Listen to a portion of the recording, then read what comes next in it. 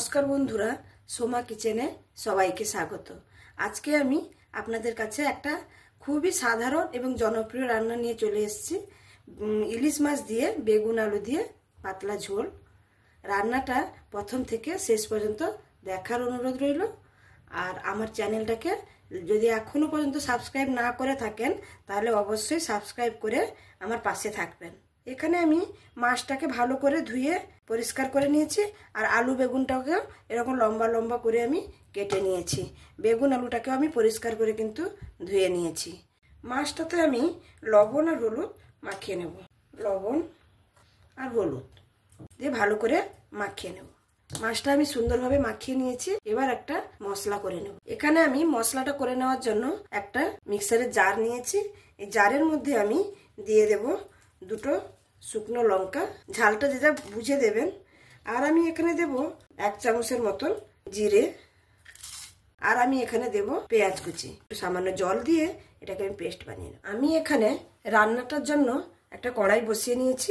কড়াইয়ের মধ্যে আমি তেল দিয়ে দেব। প্রথমে মাছটা ভেজে নেওয়ার জন্য পরিমাণ মতন তেল দিয়ে দিলাম। তেলটা এখানে আমার সুন্দরভাবে গরম হয়ে গেছে, ধোঁয়া উঠতে শুরু করেছে। এবার আমি মাছটাকে ভেজে নেব হালকা হালকা করে, বেশি কিন্তু ভাজবো না, হালকা করে একটু ভেজে নেব।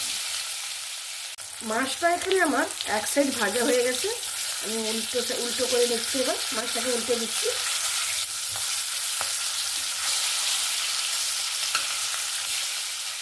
এখানে আমার মাছটা কিন্তু দু সাইডে হালকা করে ভেজে নিয়েছি। ইলিশ মাছ কিন্তু কখনোই বেশি ভাজার কোনো প্রয়োজন নেই। বেশি ভাজলে কিন্তু এর স্বাদটা নষ্ট হয়ে যায়। আমি আবার তুলে নিচ্ছি। মাছটা ভাজা হয়ে গেছে। ওই তেলের মধ্যেই আমি আলু বেগুনটা হালকা করে একটু ভেজে নেব।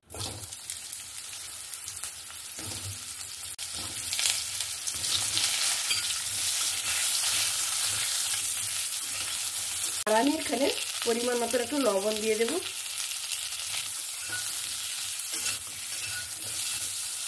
আলু বেগুনটা এখানে আমি হালকা করে ভেজে নিয়েছি। এবার আমি এটাকেও তুলে নেব। ওই কড়াইয়ের মধ্যেই আমি আরও রান্নার জন্য পরিমাণ মতন তেল দিয়ে দেব। তারপরে আমি দেব কালো জিরে। কালো জিরেটা কিন্তু এখানে অবশ্যই ব্যবহার করতে হবে। ইলিশ মাছ মানে কালো জিরে, আর বেগুন আলুর সঙ্গে তো কালো জিরে দিতেই হবে। আর আমি এখানে দিয়েছি 4টা চেরা কাঁচা লঙ্কা। তার সঙ্গে আমি এখানে দিচ্ছি কেটে রাখা টমেটো।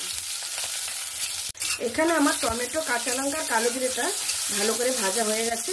টমেটোটাও নরম হয়ে গেছে। এবার আমি যে মশলাটা আমি পেস্ট করে রেখেছিলাম, জিরে, কাঁচা লঙ্কা আর পেঁয়াজ, এখানে আমি এটা দিয়ে দেব।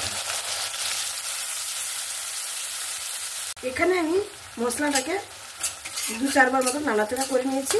এখানে আমি দিয়ে দেব গুঁড়ো মশলা। গুঁড়ো মশলার মধ্যে আমি এখানে পরিমাণ মতন হলুদ, 1/2 চামচের মতন আমি এখানে একটু কাশ্মীরি লঙ্কার গুঁড়ো দিচ্ছি, যে কালারটা ভালো আসবে। আর পরিমাণ মতন লবণ দিয়ে আবারও আমি নাড়াচাড়া করে নেব। আমি এখানে মশলার সঙ্গে ভালো করে মিক্স করে নিয়েছি।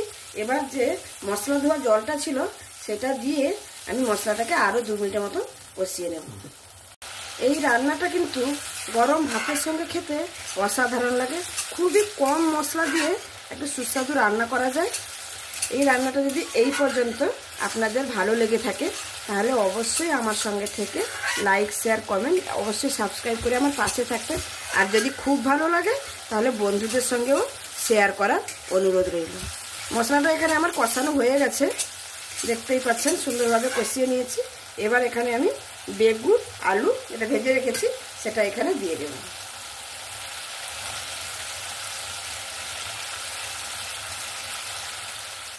বেগুন আলুটা এখানে দিয়ে দিয়েছি।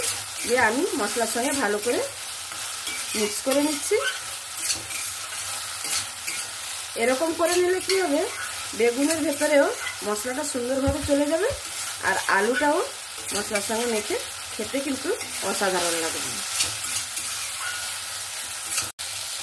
এখানে আমার কষানোটা সম্পূর্ণভাবে রেডি। এবার আমি পরিমাণ মতো জল দিয়ে দেব।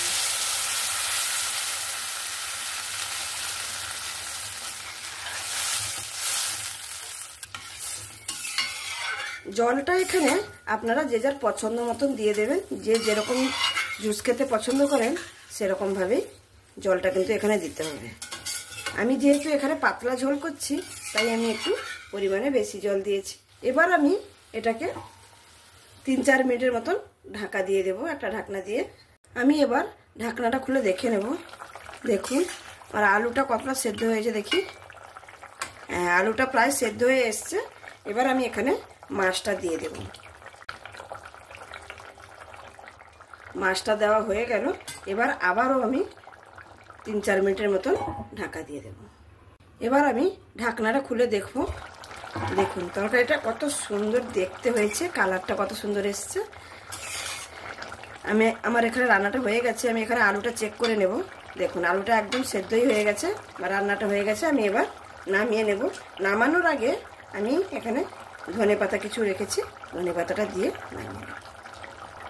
রান্নাটা এখানে আমার কমপ্লিট হয়ে গেল। আমি এবার গ্যাসটাকে বন্ধ করে পরিবেশন করে আপনাদের সামনে দেখাচ্ছি। তাহলে বন্ধুরা দেখতেই পেলেন আমি কি করে এই রেসিপিটা বানালাম। কত সুন্দর দেখতে হয়েছে দেখুন, খেতেও কিন্তু অসাধারণ লাগে। আপনারা অবশ্যই একবার এরকম বাড়িতে বানিয়ে। ইলিশ মাছের তো বিভিন্ন রকমের রেসিপি আপনারা বানিয়ে থাকেন, তো একবার আমার অনুরোধে এই রকম একটা রেসিপি বানিয়ে অবশ্যই দেখতে পারেন। খুবই সুন্দর লাগে গরম ভাতের সঙ্গে খেতে। তাহলে আমার এই রেসিপিটা যদি আপনাদের কাছে ভালো লেগে থাকে অবশ্যই আমার সঙ্গে থেকে লাইক, শেয়ার, কমেন্ট, সাবস্ক্রাইব করে আমার পাশে থাকবেন। আমার পাশে থাকলে আমি আরও নতুন নতুন ভিডিও দিয়ে আপনাদের সামনে আসতে পারবো আর আপনাদের উপহার দিতে পারবো। আজকের মতন আমি এখানেই শেষ করছি। সবাই ভালো থাকবেন, সুস্থ থাকবেন, সাবধানে থাকবেন। ধন্যবাদ।